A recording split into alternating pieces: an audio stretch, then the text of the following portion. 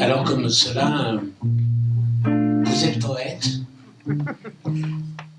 Dit l'inconnu avec une voix superbement timbrée de femme et un léger accent anglo-américain. Putain.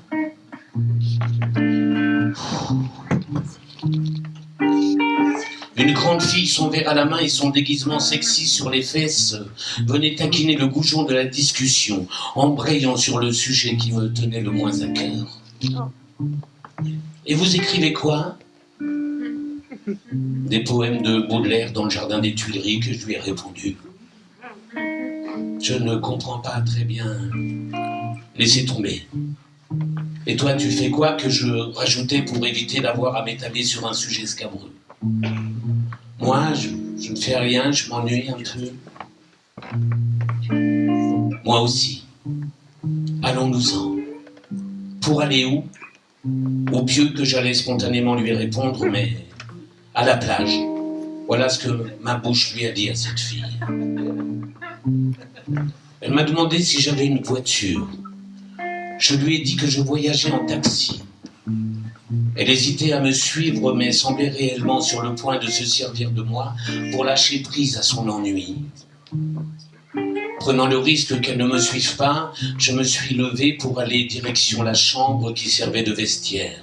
Bon Dieu, que cette femme était grande. Je lui arrivais à peine sur les épaules découvertes. Je vais chercher mon vêtement, et si tu veux bien, je t'attends dehors. Ok. Qu'elle a fait comme ça, en souriant sur un coin de lèvres. Dehors était frisqué dans son brouillard, et ses lumières jaunes de polar. Sur le trottoir, geste rassurant, j'allumais une cigarette. J'appréhendais le moment où elle allait sortir. Je plongeais les mains dans mes poches de manteau.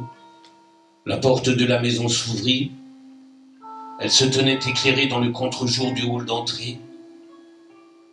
S'avançant pour me rejoindre, je remarquai combien pieds nus elle devait perdre un nombre impressionnant de centimètres, vu la tronche de ses bottines à talons. Elle trimballait un air à la fois allumé et tranquille. Après quelques pas, remontant côte à côte dans le silence, elle me fit remarquer que la jeune fille blonde avec qui j'étais venu avait l'air très sympathique. Je devinais qu'elle cherchait à savoir pourquoi je ne repartais pas avec elle. C'est une amie, ai-je dit. Je l'aime bien, à condition que je ne la vois pas trop souvent. Pourquoi ? Sa question, comme pour entretenir un semblant de discussion qui allait mourir, et ma réponse pour remettre du petit bois dans le feu. Parce que, pour plein de raisons, non, c'est une chouette fille. J'aime son rire, j'aime son exubérance, mais quand elle se prend pour une artiste, elle m'emmerde. Pourquoi ? Pour rien, je n'ai pas très envie d'en parler. Sur les 100 mètres d'après, nous marchions à nouveau dans ce silence plein de toutes les bonnes choses de la vie. Je veux dire le froid, le brouillard, la nuit, une femme, un homme, des lampadaires et les mots du dialogue saupoudrés autour du vide. Je n'ai plus de cigarette, a-t-elle dit, afin que je lui en offre une. Je lui tendis mon paquet. Elle en regarda la couleur comme si elle pouvait juger un homme sur la marque de ses clopes. Le premier taxi passa avec sur le toit sa loupiote qui indiquait complet. Je lui proposai de marcher encore.